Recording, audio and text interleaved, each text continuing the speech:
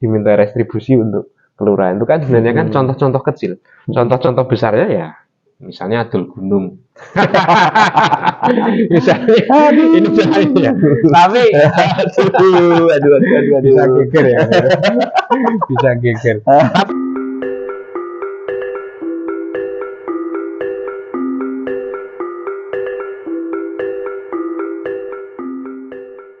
Gitu. Kalau bisa, tapi kan itu kan juga nggak mungkin gitu loh. Artinya itu juga merusak mental, merusak banyak hal lah. Iya. Ya memang kondisi sekarang ini memang seperti itu. Bahkan sekarang itu semua itu yang jadi istilahnya tempat sampah itu pemerintah kelurahan. Semua, baik dari infrastruktur lah, kegiatan fisik lah, apalagi yang namanya bansos itu nanti kembalinya sampah itu kembali ke kelurahan. Padahal itu sebetulnya menurut saya kalau bisa itu sistemnya dibenahi dulu. Sistemnya dibenahi dulu karena oke lah kalau dari pemerintah yang di sana, pemerintah yang di sana itu kan biasanya ini data saya sudah minta dari sini, aturannya setiap bulan sekali atau 2 bulan sekali untuk ada updating data, verbal data. Tapi yang menjadi kendala kami di kelurahan, seringkali beberapa kali kita verbal istilahnya, verifikasi dan validasi data, itu yang meninggal lah udah kita hilangkan. Sementara di sana masih. Nah, dari data-data itu sudah kami kirimkan ke yang meminta data itu. Tapi begitu dana muncul, dana turun, nama-nama itu masih sama. Masih ada, ya, betul. Ya, nah, itu dan itu mau nggak mau masyarakat kelurahan yang disalahkan. Betul. Nah itu menjadi salah satu keistimewaan. Inilah uniknya kondisi saat ini sebenarnya kalau saya melihat. Orang sudah banyak bertitel, orang sudah banyak berhubungan dengan kaum intelek yang kemudian ternyata justru malah melakukan praktek-praktek di sebuah sistem itu yang kalah ketika dibandingkan dengan Jan Bahayom misalnya. Mungkin dulu juga persoalannya lain ya. Mungkin persoalannya juga lain, tetapi kalau melihat kalau seorang Budiman Sujatmiko ya, itu orang yang saya anggap referensi saya untuk berpikir tentang kedesaan itu kan sebenarnya kita itu sebenarnya keberlimpahan fasilitas kan. Iya. Keberlimpahan fasilitas. Hanya mungkin memang belum siap sih sepertinya. Nah ini juga butuh pengertian sebenarnya juga. Ini juga kita sedang berproses loh. Persoalannya adalah dalam proses ini ternyata kita temukan oknum-oknum yang merusak proses menuju perbaikan. Ini yang kemudian masyarakat menjadi apatis. Ternyata ya berhasil kok dan lain sebagainya. Saya kan kalau ada kabar bahwa akan ada bantuan PKH atau apa kayak gitu kan, kadang saya kan gejekan sama dukuh yang saya kenal atau RT yang saya kenal, siap-siap gitu obat kayak gitu. Kadang saya kan seperti itu. Karena memang sepengalaman saya ketika didapat RT atau apapun kayak gitu kan, RT juga menjadi target utama karena mereka adalah yang ketemu gitu loh. Entah disampaikan secara langsung atau setelah pulang dan mereka datang ke rumah, itu kadang saya sok kasihan sama mereka sebenarnya. Itu tapi memang ini kita semua sebenarnya tidak hanya Pamong. Iya. Betul. Tidak semua masyarakat sebenarnya menjadi korban sistem yang belum sempurna ya, saya mengatakannya. Belum sempurna. Ya. Mungkin ke depan sih harapannya. Ini kami juga udah ancang-ancang ini Om, terkait dengan entah itu rumor atau isu atau bahkan itu realisasi terkait dengan bantuan untuk lansia terkait dengan salah satu strategi untuk peningkatan kesejahteraan untuk mengurangi kemiskinan di DIY yang beberapa waktu lalu memang Padahal nilainya kan hanya 100.000 ya per bulan, tapi itu sebenarnya potensi.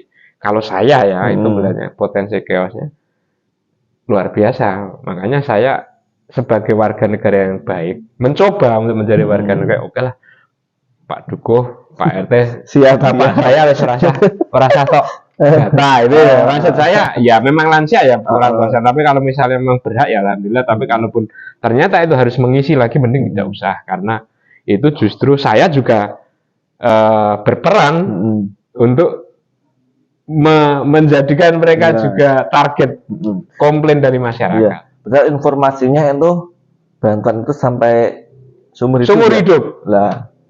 Sementara dalam empirisnya teman-teman di lapangan baik pamong, RT dan lain sebagainya itu tahu bahwa data itu kadang yang sudah mati pun masih ada data. Betul. Kan? Empiris sekali sebenarnya.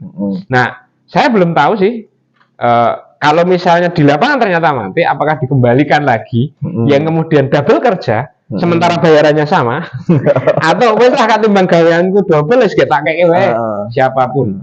Saya enggak tahu sih kalau yakin, tapi potensi untuk gayeng lagi sepertinya. Tapi itu kira-kira hanya sekedar isu atau memang itu menjadi salah satu strategi dari pemerintah daerah itu? Ini ngomong sebagai orang masyarakat seperti saya ya, pengamat lah. Itu saking pemerintah. Itu tuh wis kewalahan, arek engke bantuan gue sing enom. Sementara duitnya isih kuwi ana sing kudu dilakoke. Itu kalau saya. Kan wong nom itu udah ada prakerja, udah ada ini, udah ada PKH, ada ini ya untuk yang udah. Loh kok duitnya kok isih gitu loh. Ini bahasa jalanan saya, tapi perhatian pemerintah untuk lansia saya sepakat. Saya lama di Eropa dan lansia itu selalu mendapatkan prioritas. Hanya caranya yang berbeda. Kenapa sih nggak dibikin saja yang lebih mudah kalau misalnya mereka meninggal misalnya, rasa bayar kuburan, rasa bayar juru kunci, rasa bayar tukang duduk misalnya ya, atau ketika mereka sakit ya benar-benar free BPJS, tidak hanya BPJS pemerintah yang nasional, tetapi juga disuplai oleh ini, ya misalnya ya. Tapi seharusnya kita juga malu terhadap provinsi lain. Karena provinsi lain kan juga tidak punya kelebihan yang satu ini, Bang. Ada dana keistimewaan. Gitu sih kalau saya. Kan saya sekilas mendengar itu kan sasaran dari program itu kan lansia miskin. Nah, sedangkan kategori miskin sendiri itu menurut saya masih rancu. Betul. Padahal itu sebetulnya masuk di bidang saya, dan saya itu jadi bingung mau menentukan tolak ukur kemiskinan sesuai dengan peraturan menteri. Itu kalau diterapkan di Gunung Kidul lah, nggak ada kan? Nggak ada yang miskin. Oke. Tapi mosok yo Gunung Kidul ora enek blas. Kan gitu. Jadi kita kembali lagi ke itu tadi, kembali ke depan tadi, bahwa karena sistem ini harus dijalankan. Makanya jenengan jadi kebingungan kalau ternyata lawannya sing miskin. Ya kepiye caranya padahal itu program wajib. Makanya kemarin ketika ada gayeng sekali kan bahwa DIY menjadi daerah termiskin se-Jawa. Ya tidak apa-apa. Memang orang Jogja itu kan senangnya tidak suka pamer, rendah hati, tidak sombong. Betul. Kan itu. Jadi punya kekayaan apapun sebesar apapun ya kula yang mboten gadah kan. Dan menurut saya selaku yang yang berpraktek berproses itu ya. Kalangan bawah lah. Ya. Praktek di kalangan bawah. Sebetulnya kenapa Jogja itu menjadi wilayah atau daerah termiskin se-Jawa itu karena salah satu kriteria untuk menentukan kemiskinan itu kan dari segi pemenuhan kebutuhan pangan, Om. Ya. Nah, sedangkan untuk Gunung Kidul sendiri lah, Gunung Kidul sendiri yang sambil bawang, tempe, wis. Sedangkan untuk pemenuhan kebutuhan pangan itu kan untuk memenuhi kriteria sejahtera itu kan Harus 4 sehat 5 sempurna, Om. Betul. Dan mungkin itu menjadi salah satu mengapa Jogja menjadi daerah termiskin se-Jawa. Mungkin itu salah satu. Sebenarnya tidak apa-apa sih kalau misalnya dianggap miskin, yang kemudian kan akan semakin banyak program yang masuk ke Jogja untuk mengentaskan kemiskinan. Padahal ya jadinya nggak miskin-miskin amat gitu loh. Tapi memang kalau beberapa tahun lalu saya berdiskusi dengan salah satu tokoh yang sangat paham sekali tentang keistimewaan, yaitu Pak Bambang Wisnu Handoyo, itu memang bagaimanapun data di Jogja tentang Jogja itu anomali, hampir semuanya anomali. Tapi ya mau tidak mau akhirnya karena itu sudah menjadi sistem ya, kan kayak dilakoni, ya rapolah dianggap miskin rapoh, akhirnya kita akan kerja keras. Padahal mungkin kerjanya sama saja, hanya kemudian oke, ini miskin dan lain sebagainya, saya tidak tahu. Tapi kalau ngomong ke desa tadi ya, memang butuh kreativitas. Kreativitas. Sebetulnya potensi-potensi di setiap kelurahan itu banyak, Om. Sepakat. Bahkan untuk Gunung Kidul sendiri. Kenapa saat ini Gunung Kidul itu menjadi salah satu tujuan wisata, baik wisata air, wisata pegunungan, wisata gua, itu karena hampir di setiap kelurahan itu memang saat ini potensi itu banyak. Ya tinggal kembali ke kreativitas itu tadi. Betul. Untuk pengembangan potensinya itu seperti apa. Karena saya sering ngobrol dengan teman-teman pamong, bukan hanya di pamong di Gunung Kidul itu, kebanyakan terkait dengan pengembangan potensi itu. Nah, anggarannya kok ngendi? Ya, karena memang sudah seperti itu ininya, mindsetnya sudah seperti itu. Jadi sudah tertanam. Jadi untuk kemandirian itu memang belum bisa lah untuk saat ini. Ya mungkin untuk generasi. Coba saja tidak usah mengajukan program, berarti mandiri kan? Tapi ya nggak bisa ngapa-ngapain juga.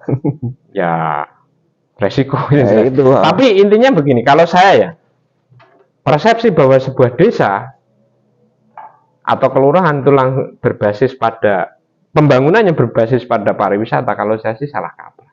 Kalau saya loh, karena yang lebih everlast itu sebenarnya, yang lebih lama bertahan itu sebenarnya habit masyarakatnya. Habit masyarakatnya itu berkorelasi dengan kebudayaan.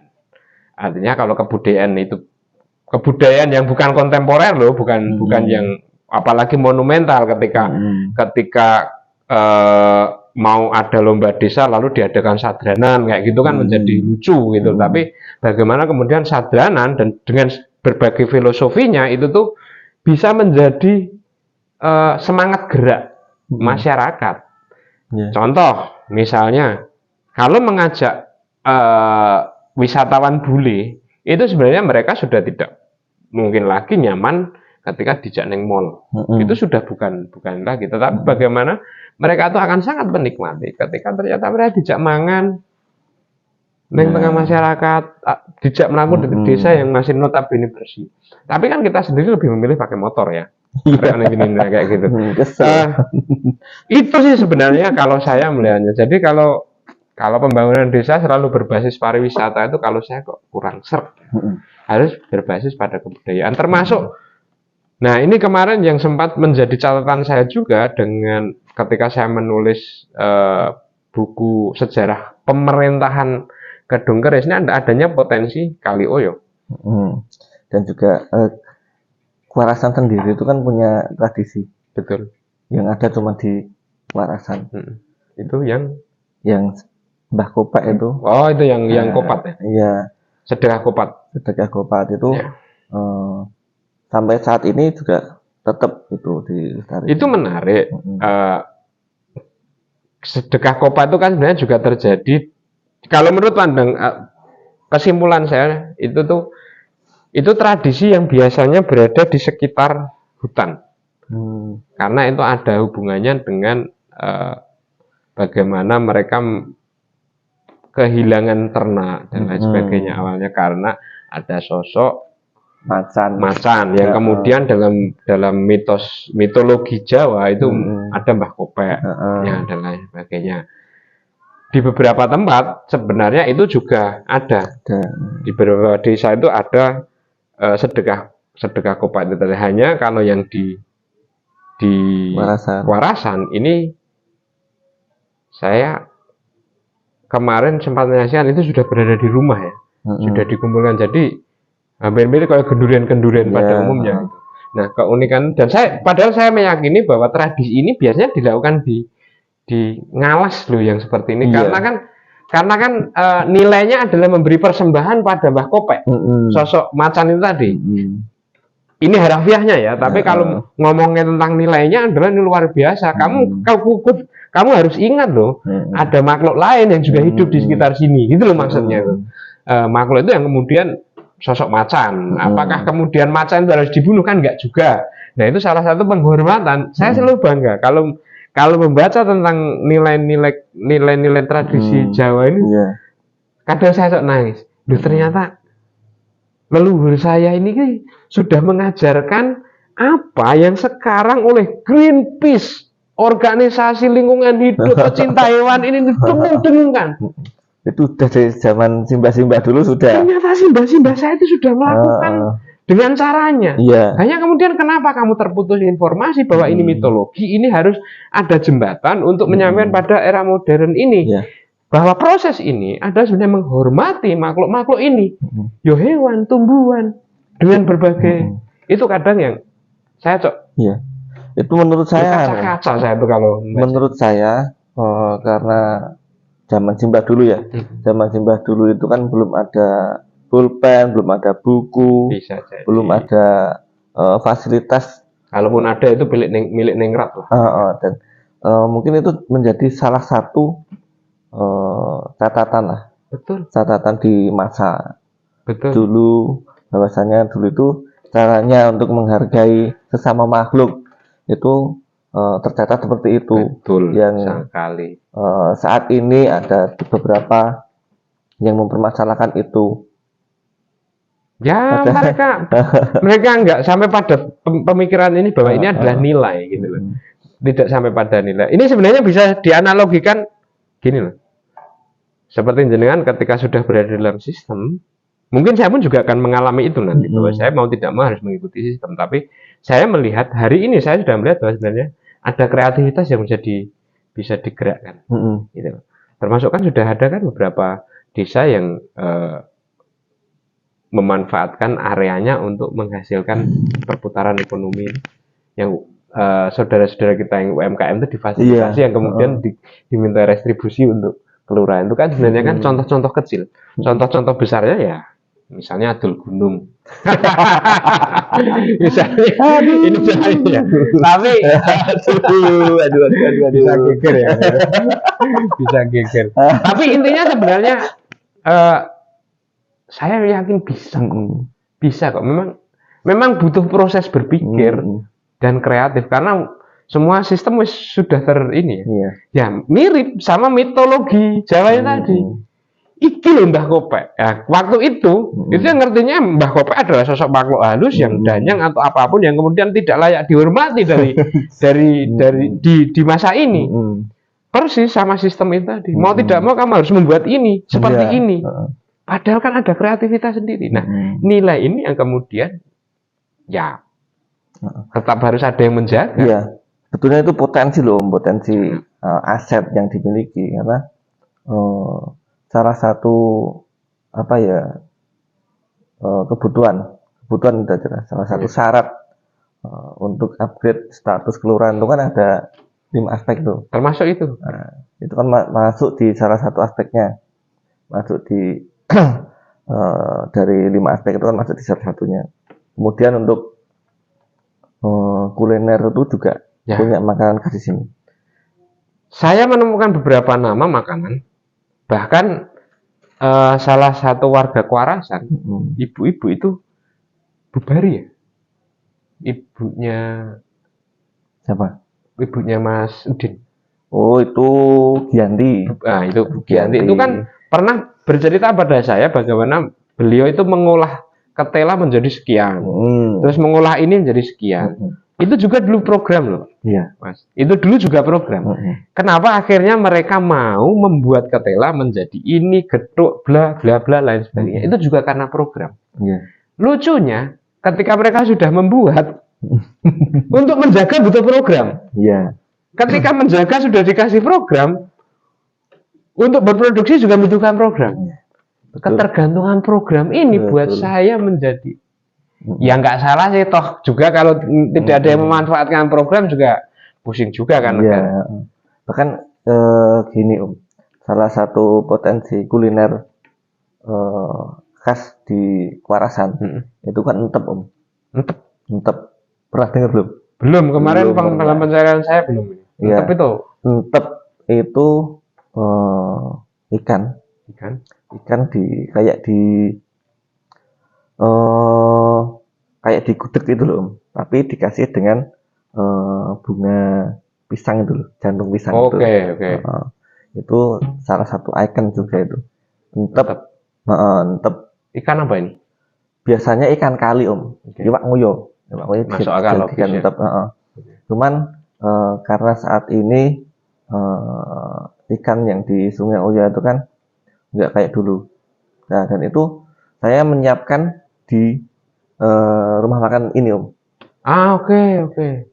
Namanya entep jantung pisang ikan nila. Nila sebagai pengganti ikan yang dari Oyo itu, karena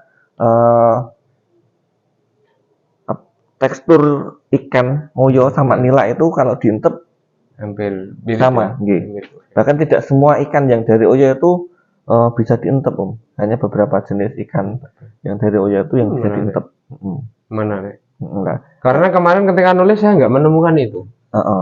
Dan itu entep itu memang kalau nyari di luar Kedung Galis nggak ada, di luar Kwarasan nggak ada entep itu. Nah, makanya kenapa kemarin ini rumah makan saya ini yang saya jadikan ikon itu entepnya itu. Entep itu. Cuman memang ada sedikit kolaborasi Jadi ikonnya itu selain entep kan ada sambal bunga kecombrang. Sambal kecombrang. Tapi sambal kecombrang itu kan kalau asalnya dari Jawa Barat dari Jawa Barat. Cuman kemarin untuk yang di rumah makan saya ini di Gang Tabun ini resepnya itu resep dari Bali, resep sambal bongkot. Resep sambal bongkot. Akulturasi kebudayaan. Sah saja sih. Iya. Jadi resepnya dari Bali itu sambal bongkot, tapi memang bahan kecombrang, bunga kecombrang. Gitu. Jadi itu yang dijadikan ikon di rumah makan sini. Keren. Nah, harapannya nanti itu juga menjadi salah satu potensi kuliner untuk mewakili salah satu aspek kuliner untuk update status itu. Saya sih melihatnya kalau itu ada akulturasi sulit ya.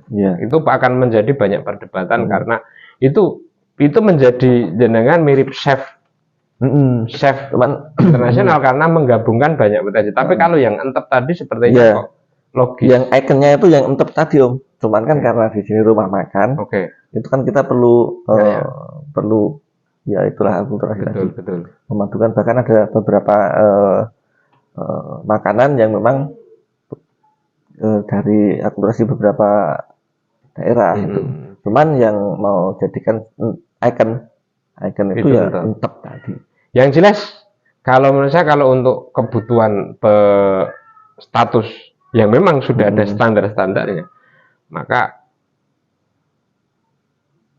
kuliner seperti entep yang memang memiliki hubungan dengan kali Oyo, juga memiliki hubungan dengan kebun sekitar sehingga ada ontelnya kayak gitu, itu ya hal-hal seperti itu yang mestinya menjadi ikon sebuah desa. Tapi itu bukan menjadi satu-satunya kayak salah satu ikon. Karena kadang kita ini merasa bahwa ini yang ada di tempat saya saja, hanya karena kita tidak pernah keluar, tidak pernah melihat di tempat itu lain. Ada di desa lain itu ada Om. Namanya beda. Namanya itu Waderliwet. Waderliwet itu ada di salah satu kelurahan di Kapanewon Lipar. Itu Waderliwet itu prosesnya hampir sama. Cuman yang membedakan bumbu sama ada dikasih jantung pisang itu kalau untuk kalau Waderliwet nggak ada jantung pisangnya. Bedanya itu. Cuman tampilannya itu hampir sama. Cuman untuk ya mungkin itu salah satu pembeda dengan kelurahan lain. Kuliner yang dari potensi dari kelurahan lain itu yang memang sudah ada di warasan yaitu entep itu. Kalau saya sih melihatnya perbedaan antara kelurahan itu menjadi sesuatu yang sulit untuk diglobalkan. Sebenarnya loh kalau saya melihatnya. Jadi kalau saya menilai sebenarnya ya identitas ada, tetapi itu jangan kemudian menjadi syarat penilaiannya. Kalau saya loh, karena kita itu akan bertarung di dunia global loh, gitu loh. Sekarang bayangkan saja ketika kita ngomong tentang Amerika, apa makanannya? Mesti steak. Iya. Ini loh. Roti. Nah, misalnya kayak gitu. Kalau roti udah makanan pokok, mereka kan di mana-mana untuk menghasilkan karbohidrat. Kalau misalnya di Eropa atau di mana mereka kalau di Jerman itu ada sosis, berbagai macam sosis, bratwurst misalnya. Ketika kita ngomong tentang Jerman, bratwurst. Kalau kita ngomong Indonesia, entep. Belum bisa.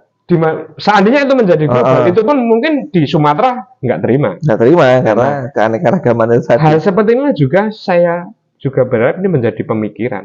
Untuk ini adalah potensi bahwa ini ada di sebuah wilayah, pernah hidup, berkembang dan menghidupi banyak orang. Oke, tapi kalau kemudian itu menjadi standar penilaian, kok kayaknya kalau saya kok terlalu kayak batik aja. Kalau saya melihat, kan batik kan setiap kelurahan di mana-mana ada. Bayangan kita bahwa kemudian bisa kita pasarkan. Waduh lah itu tuh mencipta senjata perang ekonomi antar kelurahan loh itu sebenarnya. Kalau saya melihatnya loh, itu saya nggak menolak Pak. Terkait batik itu di sini juga ada batik yang jadi ikon. Bahkan ada dua kelompok, ada yang satu itu adalah satu ada dua kelompok. Satu kelurahan ada dua kelompok, ada dua motif. Ada yang satu kelompok itu ada beberapa motif. Nggak motif unggulan maksudnya. Yang motif unggulan itu kalau yang kelompok yang satunya itu parang kedung keris. Oke. Kalau kelompok yang satunya lagi? Kalau satunya lagi kita belum tahu. Itu punya. Tapi tetap ada dua kan? Tetap ada dua. Nah kalau misalnya saya mau ada program, kalian kan berantem. Iya. Salah satu desainnya seperti itu. Yang ini kan ya? Salah satu. Itu yang parang kedung keris. Parang kedung keris. Oke, kalau misalnya ada program misalnya ini cuman berbagi aja. Kalau misalnya ada program pengembangan batik, yang mana yang akan jenengan ajukan? Nah itu, kalau yang satu karena punya Pak JK1 mungkin nggak diajukan. Ya, yang kayak gitu loh. Kadang saya ini kepit aja satu desa. Dari masing-masing desa punya ini sendiri, motif-motif sendiri. Sementara sistem yang berlaku kan lomba, api-apian. Itu yang satu tuh bahkan ada dua motif yang unggulan tuh Om. Satu itu batik parang kedung keris, yang satu batik pring surat. Ada lagi, oke. Itu kalau misalnya saya nih presiden nih Jokowi nih. Oke, ini berikan program ini untuk pengembangan batik di kedung keris. Boom. Pejabat mau ditaruhkan untuk yang motif yang mana? Bingung nggak? Akhirnya nanti dari dua kelompok itu untuk kompetisi. Ya, akhirnya menimbulkan kontradiktif di tengah masyarakat tadi sebenarnya. Tapi oke lah. Sebenarnya toh itu tuh kalau saya itu melihatnya ini nanti tuh adu di marketing. Ya betul. Tetapi misalnya jenengan dapat program parang kedung keris dikembangkan. Ada batik pring surat, parang pring surat. Ternyata yang mendapatkan program dan jenengan fasilitasi melalui program adalah parang kedung kerisnya. Pring surat. Tetapi pring suratnya ternyata punya marketing hebat sekelas pemilik Amazon misalnya. Mereka meledak, mereka langsung klaim bahwa ini dari Kedung Keris. Ini dari Kedung Keris. Bukankah saya orang dari luar ini boleh menilai, lah ternyata program ini berdua tinggal jaburan. Terima, kan nggak terima. Betul. Gitu loh. Padahal jelas-jelas digunakan, tetapi karena ini nanti kan kemampuan pasar. Karena ini bersifat industri. Itu kalau pemikiran saya. Iya, ngoyo-woro saja. Iya. Yang jelas kan obrolan kita ini obrolan kelas kakap ini. Kelas kakap. Atau kelas entep. Ya, kelas entep tadi. Kelas entep, oke. Kelas entep kakap besok. Referensi juga itu. Ya. Ya, itu sih kalau ngomongin tentang desa, ya sebatas pengetahuan saya seperti itu, karena saya sendiri belum pernah ikut terlalu dalam berproses. Karena kesulitan utama itu sebenarnya bukan itu program ini, itu program itu, tapi bagaimana kemudian ngomong masyarakatnya, itu yang paling berat. Penataan di bawahnya itu yang susah. Betul. Bisa jadi sih kalau kecuali ininya militer atau apa kayak gitu. Tapi kan nggak mungkin. Karena kita bagaimana lurah itu kan filosofinya itu ngomong semuanya. Mau tidak mau loh ini. Mau tidak mau. Yang benci juga harus dimau. Yang ini harus dimau. Yang kemudian pada satu titik harus bertempur lagi. Ini kadang saya ada masalah Pak Lurah, tapi yo wis ora apa-apa lah. Iya. Terus ini Om, kesimpulan dari Om Joko terkait dengan penulisan sejarah pemerintahan Kelurahan Kedung Keris itu apa kesimpulannya? Yang jelas didapatkan dari Om Joko. Yang jelas dari awal sudah dari awal dulu ketika kita menulis, kita meyakini bahwa tidak ada penulisan sejarah yang sempurna. Jadi tidak ada yang tidak mungkin debatable, tidak mungkin diperdebatkan. Itu sangat membuka ruang untuk diperdebatkan, untuk didiskusikan. Tetapi semua juga harus paham bahwa diskusi itu harus menghasilkan sesuatu yang baru, yang jauh lebih baik atau melengkapi yang sudah baik. Gitu. Kalau diskusi hanya untuk mengkritik ini tanpa ada sesuatu yang baru, untuk ini nggak ada, itu ya percuma. Artinya dari situ sih memang harapan saya sekali lagi tadi saya sampaikan, nulis Kedung Keris itu saya belum puas. Masih terlalu banyak potensi yang memang harus didokumentasikan. Iya. Gitu. Saya sepakat itu. Ini mestinya juga disadari oleh pemerintah desa yang kemudian mengajak anak mudanya. Saya nggak mengatakan membuat program loh. Tapi menyadarkan anak muda, khususnya orang-orang yang suka ngevlog, suka nulis, suka joget-joget melalui TikTok, itu juga menampilkan potensi atau dokumentasi atas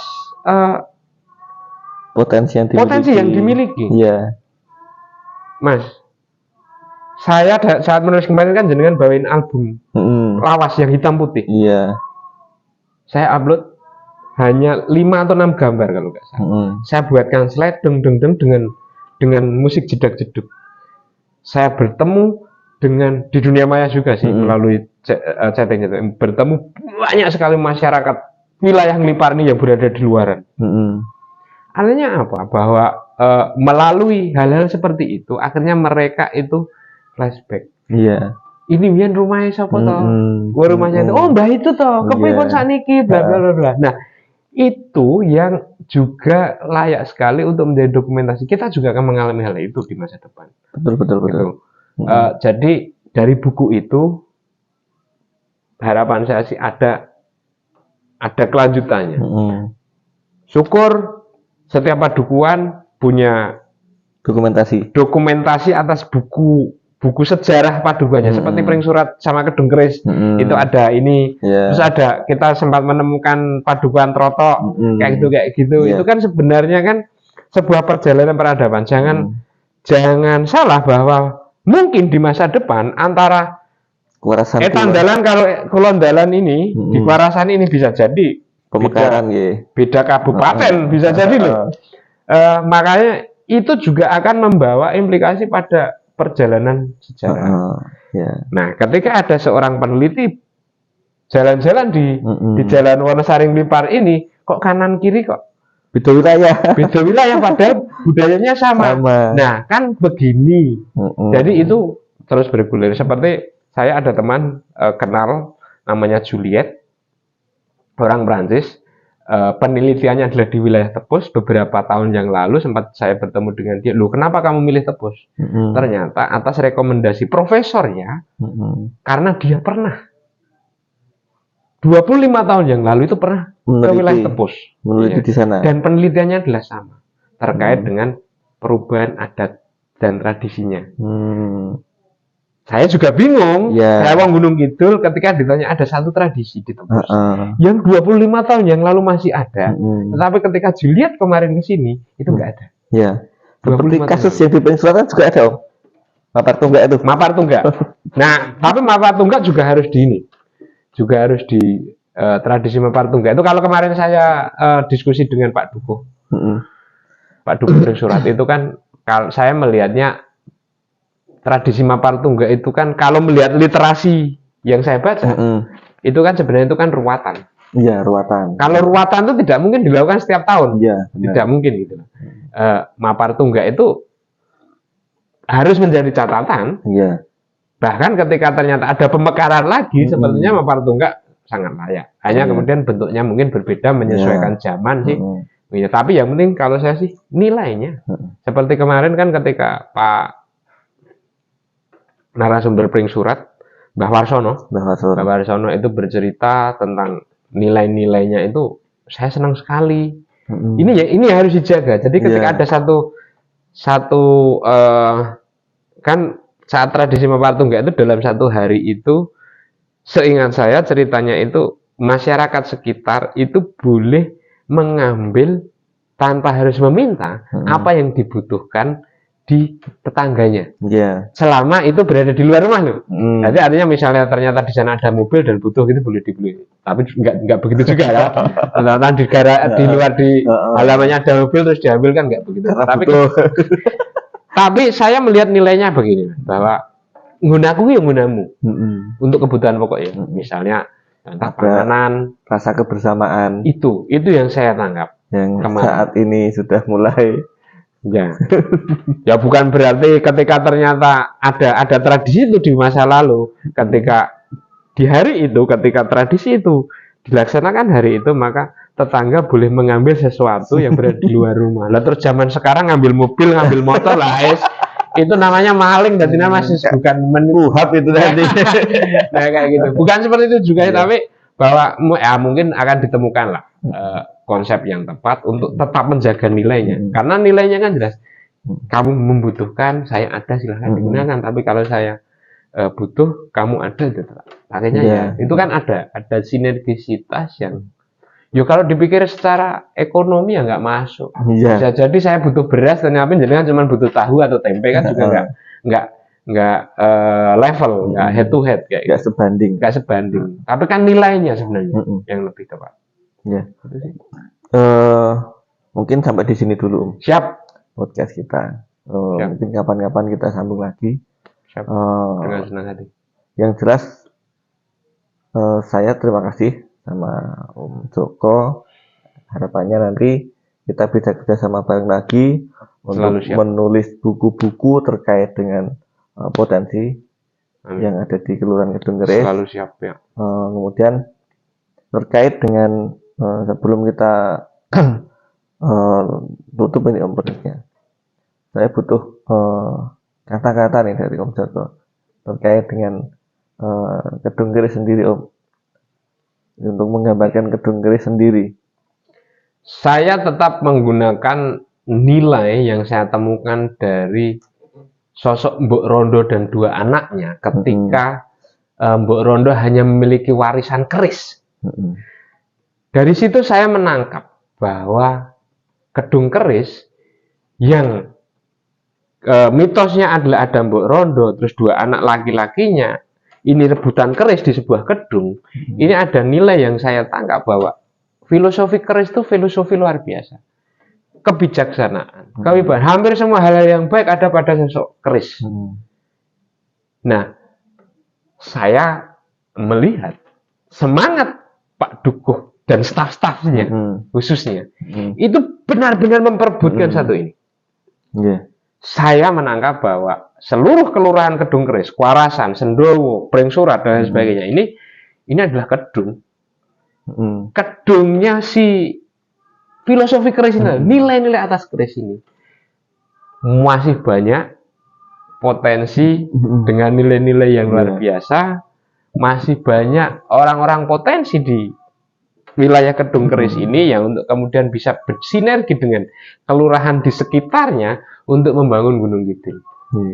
Itu yang bisa saya simpulkan atas Kedung Keris. Jadi tidak melulu bahwa ini kedung ada kerisnya, enggak seperti itu.